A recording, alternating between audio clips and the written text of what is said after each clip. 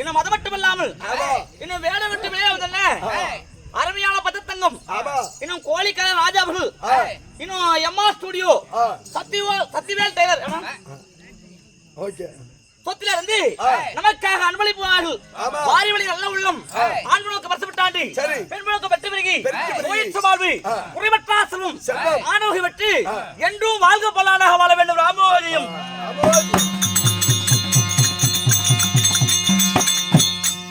அல்லா பரமானந்தம் ஊட்ல கருமாந்திரம் சிவ சிவா சிவ சிவா சம்போ மகாதேவா. என்ன சிவன் ஓயல வச்சிருக்கான். சிவ சிவ சிவ சிவ அபச்சாரம் அபச்சாரம் ஊட்ல விபச்சாரம். டேய் யாரட பேசுறோம் என்ன பேசுறோம் என்றாலும் தெரிந்து புரிந்து பேச வேண்டும். என்ன பண்ணி விடுவே? இல்லையே என் கோபத்துக்கு ஆளவா ஜாக்கிரதை. கோமனவா உன் கோபம் வந்து என் கோமனத்துக்கு தாங்காது. நான் பார்ப்பதற்கு சிறியவன், ஆமா, உலகுக்கு தேனை விட இனிமையானவன், ஆமா, கோபம் வந்தால் கொடியவனாவேன் ஜாக்கிரதை. எனக்கு கோபம் தான் கோபம் நிக்காது. அப்படியா? என்ன பண்ணு நீ? என்னிடம் எக்கச்சக்க பேசினா ஏழாவடம் பேசினா என்றால் என் சாபத்துக்கு ஆளவா ஜாக்கிரதை. என்ன குழந்தைக்காரரு இந்த முன்னோரு கிளவி சாபம் கொடுத்தால அந்த சாபம் நீ என்ன பெரிய சாபம் கொடுத்துருவ. நாங்க 2 பேர் சேர்ந்துக்கிட்டு 50 ரூபாய்க்கு இட்லி திங்கிறது. அதுவும் கடன் தான். டெய்லியும் இட்லி தின்னு கடனே வச்சிருது. அந்த இட்லி கடைக்காரி வரைக்கும் சொல்றான், ஏன்டா டெய்லி கூத்துக்கு போறீங்களே எனக்கு மட்டும் ஏன்டா கடை வைக்கிறீங்க. ஐயோ லாச கொடுத்துட்றேன், மீண்டும் எனக்கு 50 ரூபாய்க்கு கொடு அப்படின்னு போகல. 500 ரூபாய்க்கு போச்சு. மீண்டும் 550 ரூபாய்க்கு கடை வைக்க போறோம். அன்னைக்குதான் கேக்குற கேள்வி, ஏன்டா அரிஞ்சு சும்மா வருதா இல்ல பருப்பு தான் சும்மா வருதா? 1 கிலோ தக்காளி 100 ரூபா 50 ரூபா விக்குது, இல்ல 1 கிலோ பூண்டு 200 ரூபா விக்குது. என் காசே எம்மாம திங்குறானோ இப்படி ரோட்ல டூலர் ஓட்டிட்டு போகக்குள்ள லாரி அடிச்சுதான் சாகணும் அப்படின்னு சாபம் கொடுக்குறா இட்லி. என்னைக்கு சாபம் கொடுத்தாலும் அன்னைக்கு ரோட்டு ஓரமா ஒரு சாலை போட்டு கட்டிக்கிட்டு இட்லி வித்துட்டு இருந்தான். போத லாரிக்காரன் வேகமா விட்டு சாலை மேல விட்டு ஏத்தா மாறு கிளவி அங்கேயே செத்து போயிட்டான். அன்னைக்கே செத்து போயிட்டான். பரப்பற இழுத்துட்டு போய் புதைச்சிட்டு வந்துட்டோம். என்ன தெரியல சாமி, இன்னைக்கு நீ எனக்கு சாபம் கொடுக்குறேன். என்ன தங்காதரா ஏதோ எனக்கு சாபம் கொடுக்குற கொஞ்சம் பார்த்து டூலர் ஓட்டிட்டு போ. என்னிடம் எக்கச்சக்கம் ஏடாகோட பேசுறாய் என்றால் உன்னை பெரிய நெருப்பாக திட்டிப்பேன் ஜாக்கிரதை. அது ஒண்ணு கூட்ட அமைச்சு போடுவேன். ஒண்ணு கூட்ட நெருக்கடிக்குமா? உன்னை பாறாங்களாக திட்டிப்பேன். அது சுத்தி எடுத்துட்டா சுக்கு 100 ஆகி போகும். அப்படியா? என்னதான் பண்ணி போடு நீ? உன்னை ஒரு பொட்ட கழுதியாக திட்டிப்பேன் ஜாக்கிரதை. எனக்கு எந்த சாபம் கொடுத்தாலும் கொடு, ஆனா அந்த பொட்டை கழுதை சாபம் மட்டும் எனக்கு கொடுக்கவே கொடுக்காது. ஏன், என்ன காரணம்? நான் ஏற்கனவே இந்த பொட்டை கழுதைக்கு நான் சாபத்துக்கு நான் ஆளாகிட்டேன். இந்த 4.5 கால சீவம் இருக்குது. 4.5 கால சீவம் அதுக்கு 4 காலு ஜீவராசிகளுக்கு. ஆமா, 4.5 கால் சேர்ந்து 1/2 கால் இருக்கணும். கை சொல்லி தப்பு, அது நெஞ்சுக்கு பட்டு பட்டு பட்டு அடிக்குது சாமி. அந்த 4.5 கால சீவம் நான் பொட்டை கழுதை உண்டாட்ட ஒரு சாமியாரு சாபம் கொடுத்துட்டாங்க. அந்த 4.5 கால சிவனை தெரு தெருவா துரத்துது. ஆமா, அந்த 4.5 கால சிவத்துக்கு பயந்து நான் ஒரு குட்டச்சோத்தவரம் போய் நின்னுக்கிட்டேன். ஓட முடியல. அப்ப மேல செவத்துக்கு மேல ஒரு கருக்குறி உட்காந்துச்சு. அந்த கருக்குறி என்ன பார்த்து கேக்குது. எப்படி கேக்குது? கதை கதை இல்லைங்க, என்ன கேக்குது அந்த கருக்குறி? கதை கதை ஏன் இப்படி பேத்து வெட்டாச்சு ஓடுது செவத்து ஓர நின்னுக்கிட்டேன். கருக்குறி கேட்க, ஐயா அந்த 4.5 கால சிவனை துரத்துது, எங்களை ஓட முடியல, அதனாலதான் வந்து நின்னுக்கிட்டேன். ஒண்ணுன்னு பயப்படாத, நீ வாழை தூக்கி பூடி பாறைய வச்சு மூடிக்கிறேன், என்ன வந்தா நான் பாத்துக்கிறேன் அப்படின்னு குமிஞ்சு நிக்க. கருக்குறி குழாயில வச்சு நீங்க உட்கார்ந்து இருக்க. அந்த 4.5 கால சிவன் கிட்ட கிட்டு வந்த உடனே விட்டு அடிச்சு பாரு. கருக்குறி இதுல முட்டைத்தான் பொத்தக்கணும் இக்க முட்டிச்சு. அன்னைக்கு பிரிஞ்சுதான் பாரு கருக்குறிக்கு இப்படி பாடு கட்ட. அப்படியா? இது வரைக்கும் கூடவே மாட்டேங்குது. ஒரே சாப கூட வேண்டாம் சாமி. உன் வாய் இருக்கும்படி நான் இப்பொழுது பேசுவாய். இனிமேலும் நீ வாய் பேசக்கூடாது. நீ ஊமையாக போக கடவாய். இப்படி சாபத்தை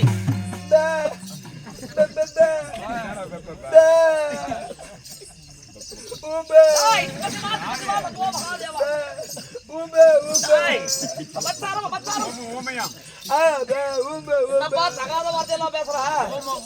ஊமையா சாபத்தை கொடுத்தாலும் சரி, என்ன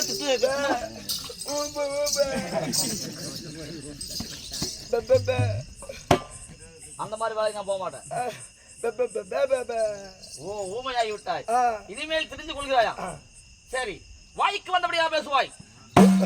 அடே கேளக்கு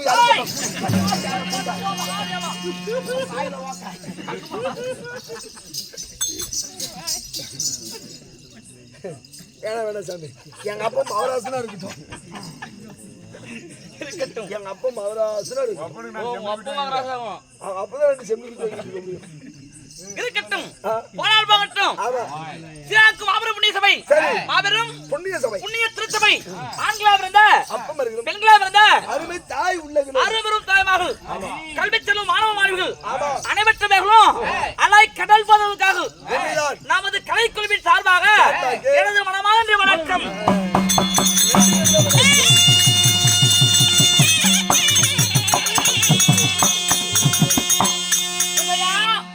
பரமானந்தம் தேவலோகத்தில் கூறினால் தேவர் சபை நாடகத்தில் குழுவினால் ஒரு ராஜசபை, ராஜ புண்ணிய திருச்சபை. ஆமா. இந்த ராஜ புண்ணிய திருச்சபையில் அரங்கேற்ற சிறுக்குழு நாடகம் என்ன? உன்ன மதிப்புக்கு மரியாதைக்குரிய இந்த ராஜாண்ட அவர்கள் குடும்பத்தால் வேண்டுதல் வைத்து வேண்டுதல் நிறைவேறிய காரணத்தினால ஒரு நாடகத்தை அரங்கேற்ற சிறுக்கார்கள். அவரவர் வைத்த வேண்டுதல் நிறைவேறிய காரணத்தாக, அதாவது நமக்காக ஒரு நாடகத்தை அரங்கேற்றார்கள். அரங்கேற்ற நல்ல உள்ளங்கள் ஆண்களுக்கு மறுத்து விட்டாண்டி பெண்களுக்கு வெற்றி பெருகி நோயற்ற வாழ்வு குறைவற்றாசிரமம் ஆண்டவக வெற்றி என்றும் வாழ்க பல்லாண்டாக வாழ வேண்டும். ராமோஜயம்.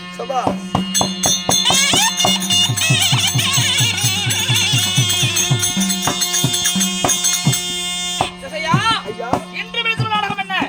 மார்க்கண்டேய நாடகம் என்று சொல்லக்கூடிய எண்ணும் 16 என்று சொல்லக்கூடிய அருமையான நாடகத்தை இந்த ராஜசபையில் வைத்திருக்கார்கள். இந்த நாடகத்தில் நாவதற்கு மனது நான் யார், என் பேர் என்ன, எனது நாடகம் என்ன, அனைத்து உனக்கு தெரியுமா என்ன? சொன்னால் தெரியுங்க.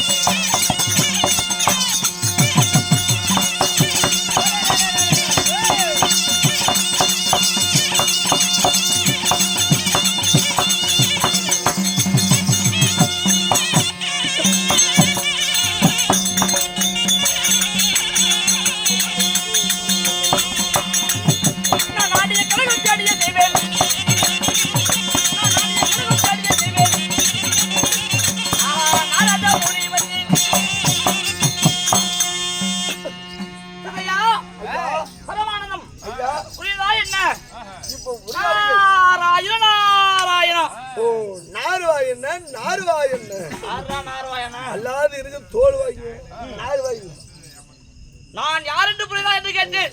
நீங்கள் யார்? எத்தனை தான் சொன்னாலும் ஆளுக்கு அறிவு சொன்னால் அறிவுடன் உண்டு. எனக்கு புத்தி சொன்னால் அத மாதிரி நீ எழுந்து கொள்ள.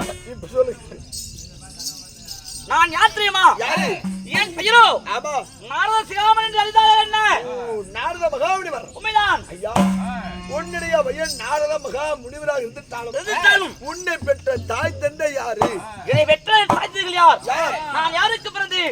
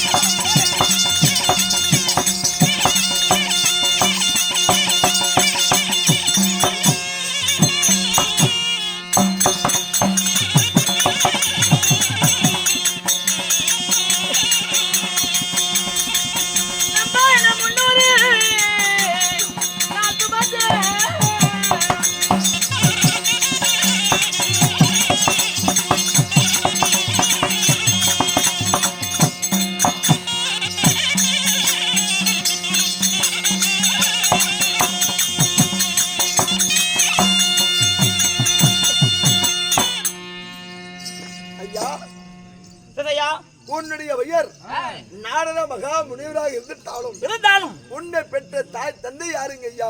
என்னை பெற்ற என் தாதிகள் உண்மைதான். அப்பா கலைக்கெல்லாம் வித்தாக வழங்கக்கூடிய உன் ஆவிலே அமர்ந்து அதாவது பேசும் சத்தியம் தெளிவா அல்லவா? ஆமா. என் தாய் தான் கலைவாணி. உன் தாய் கலைவாணி. உண்மைதான். தந்தை யாருங்க? அதாவது இந்த உலக ஜீவராசிகள் எல்லாம் படிக்கக்கூடிய வேலை, பிண்டம் பிடிக்கக்கூடிய வேலை. பிண்டம். ஆமா. என் தந்தையாருக்கு என் தந்தையார் தான் பிரம்மதேவன். பிரம்மதேவ மன்னருக்கும் உன் தாய் கலைவாணிக்கும் நீ மகனாக பிறந்து இப்படி கட்டுக்கட்டாக நீர் காவி உடை சன்னியாசி கோலம் ஏன் எதற்காக இந்த கோலம்? எதற்காக இந்த கோலம் தெரியுமா? யாரால வந்தது? யாரால வந்தது? அதாவது நீ அண்ணாடும் போய் பேசுற. நான் ஒரு சின்ன ஒரே ஒரு பொய் சொல்லிதான் எனக்கு இந்த கோலமே வந்தது. ஆமா. ஏன் எதுக்காக போய் பேசணும்? எதற்காக தெரியுமா? ஒரு தேவருக்கு மகனாக பிறந்துட்டு இப்படி ரிஷிபுரம் போல இருக்க காரணம் என்ன? சின்னஞ்சிறு வயதுல என் தந்தையாராகப்பட்டவர் பூஜை செய்வார். சரி. அந்த பூஜைக்கு நான் தினந்தோறும் காலை எழுந்த உடனே மலர் கொண்டு வந்து வருவது உன் தந்தையாருக்கு. ஆமா. சரி. எனக்கு தினந்தோறும் வழக்கமதுதான். அதனால ஒரு நாள் தினமாக நாரதா பூஜைக்கு மலர் கொண்டு வா அப்படி என்று என்னோட சொன்னார். சரி மலர் கொண்டு போக வேண்டும் சொல்லி நந்தவனம் சென்றேன். நந்தவனம் சென்று பார்த்த பொழுது என்னை போல் சிறு பாலெல்லாம் விளையாடி கொண்டிருந்தார். அதனால அந்த விளையாட்டை பார்த்து ரசித்துக் கொண்டிருந்தேன். காலை நேரம் மாலை ஆகிவிட்டது. பூத்த மலர்கள் எல்லாம் வாடி வதங்கி விட்டது. அதனால நாம் தந்தையாருக்கு மலர் கொண்டு போகாமல் விளையாட்டை பார்த்து ரசித்துக் கொண்டிருந்தமே மலர்கள் எல்லாம் வாடி வதங்கி விட்டது. எப்படி என் தந்தையாரிடம் போய் சொல்வது அப்படி என்று தயக்கத்துடன் அரண்மனைக்கு சென்றேன். சென்று போய் நாரதா எங்கே மலர் அப்படி என்று என் தந்தையார் கேட்டார். நான் அதற்கு சின்ன ஒரு பொய் தான் உரைத்தேன். என்ன சொன்ன? அப்பா நந்தவனத்துக்கு மலர்வருக்கு போகும்போது அந்த நந்தவனம் சொல்லையில அதாவது இந்த பூமிக்கும் ஆகாயத்துக்கு முட்டும் அளவுக்கு பெரிய காண்டாமிருகம் போகப்பட்டது. என்னை துரத்தி கொண்டே வந்தது. அதை பார்த்து பயந்து கொண்டு ஓடினேன் வெகு தூரம் ஓடினேன். காலையில் ஓட்டம் பிடித்தவன் மாலை நேரம் ஆகிவிட்டது. அதனால என்னால் மலர் பறிக்க முடியவில்லை அப்படி என்று ஒரே ஒரு சின்னஞ்சிறு போய் ஏண்டா இந்த பூமிக்கும் ஆகாயத்துக்கும் முட்டும் அளவுக்கு காண்டாமிருகம் இருக்கிறதா நாரதா அப்படி என்று என் தந்தையார் ஞான திருஷ்டியில் பார்த்தார். இப்படி எல்லாம் நீ விளையாடி கொண்டிருந்து விட்டு காண்டாமிருகம் துரத்தியது அப்படி என்னிடம் போய் சொல்லி விட்டாய் அல்லவா? இந்த சின்னஞ்சிறு வயதுல இப்படி போய் பேசுகிறாய். நீ பெரியவனானால் நீ எண்ணற்ற பொய்கள் பேசுவாய். அதனால உனக்கு இதே வேலையாக இருக்க வேண்டும். ஒரு நாள் தவறாமல் தினந்தோறும் ஒரு பொய் சொல்லி நீ கலகம் செய்யாவிட்டால் உன் முதுக மூட்டை சுமக்கும், உன் கால்களோ தூள் போல இருக்கும், உன் வயிறாகப்பட்டது தாலி போலப்பும், உன் சிரமாகப்பட்டது 1000 துக்கராக மடிக்கும் போது சாபத்தை கொடுத்து விட்டார்.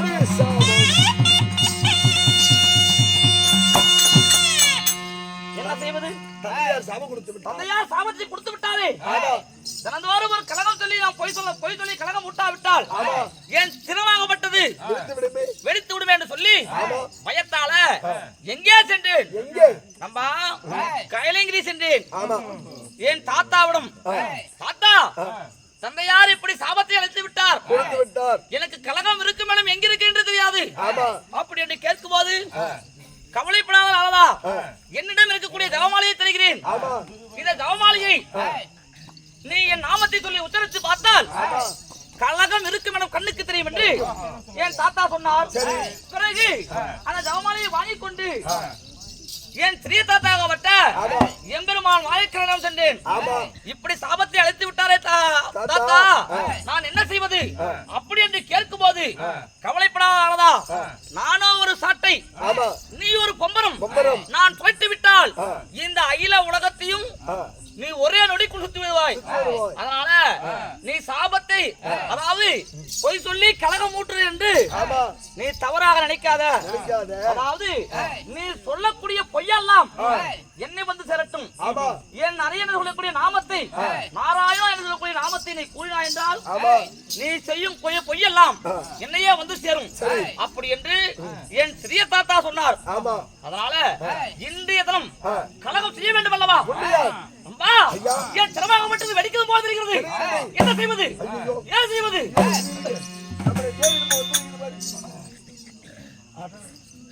என்னப்பா? ஓ லியதமா? மகாராஜ ராஜஸ்ரீ ஸ்ரீ ராஜ கணபதிய தெய்வலோகத்தில் லிகிதம். அதாவது இன்று தேவர் சபையில தெய்வலோகத்துல தேவர் சபை அரங்கேற்றம். இந்த தேவர் சபைக்கு தேவாதேவர்களும் மன்னாதி மன்னர்களும் அதாவது கென்னர் கெம்பூர் சித்தி முத்தியாதவர்கள் அனைவரும் வந்து சேர வேண்டும் என்று சொல்லி அழைப்பு அளித்திருக்கார். அதனால நம்பா கலகம் எங்கே இருக்குது என்று நான் தேட வேண்டவில்லை. அதாவது கலகம் தெய்வலோகத்திலே இருக்கிறது. இந்த கலகமே தேவர் சபையில் தான். ஆமா, அங்க போனா ஏதோ கலகம் கண்டிப்பா கிடைக்கும். இந்த கலகமாகப்பட்டது எப்படியாவது தெய்வலோகத்துல நான் நடத்தியே தீர வேண்டும். இல்லை என்றால் என் தலை 1000 சுக்கலாக வெடித்து விடும். அதனால புறப்படுவோம் தெய்வலோகத்துக்கு. ஆமாங்க, புறப்படுங்கள்.